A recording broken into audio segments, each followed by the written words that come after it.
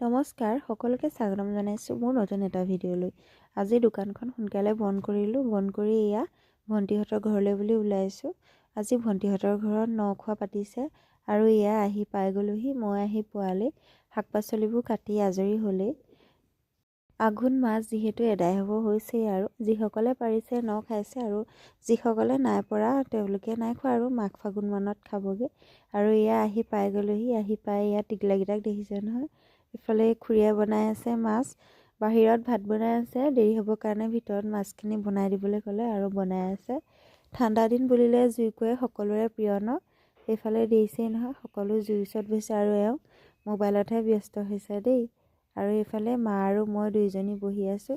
জুইৰ ওচৰত বহিলে কেলৈ জানো উঠি যাবলৈ মনেই নাযায়। আৰু চাওঁতে চাওঁতে খানাও হৈ গ'ল। এইফালে ভাত বাঢ়িছে আৰু খুৰীয়ে, তাৰপিছত আমিও খাই ল'ম। বৰ বেছি দেৰি নাই খানা খাবলৈ।